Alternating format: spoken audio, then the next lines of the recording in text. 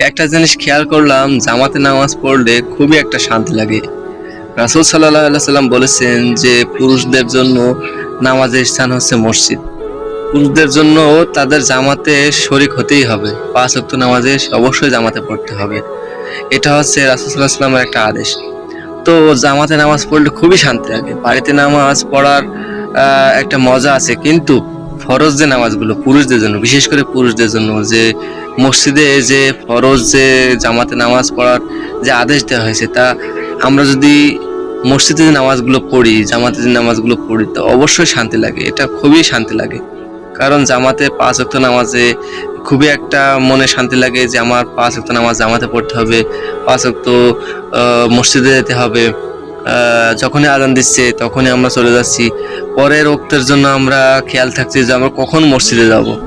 তো আলহামদুলিল্লাহ, জামাতে নামাজ পড়লে খুবই শান্তি লাগে। আপনারা যারা বাড়িতে নামাজ পড়েন তারা অবশ্যই চেষ্টা করবেন। আর বাড়িতে পুরুষদের জন্য বাড়িতে নামাজ পড়া নিষেধ আছে, ফরজ নামাজ।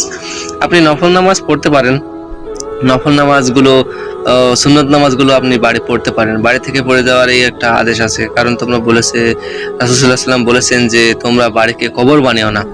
তো কবর বানিও না এই কথাটা বলার কারণ হচ্ছে যে বাড়িতে নামাজ পড়ো। বাড়িতে একেবারেই যে নামাজ পড়ো না এমনটা না, বাড়িতেও টুকটাক নামাজ পড়ো, আর মসজিদে জামাতের সাথে নামাজ পড়ো, এটাই বলা হয়েছে। তো মসজিদে নামাজ পড়লে খুবই একটা শান্তি লাগে। যারা বাড়িতে নামাজ পড়েন তারা অবশ্যই চেষ্টা করবেন মসজিদে নামাজ পড়ার জন্য, তাহলে দেখবেন আপনাদের খুবই ভালো লাগবে, খুবই শান্তি লাগবে।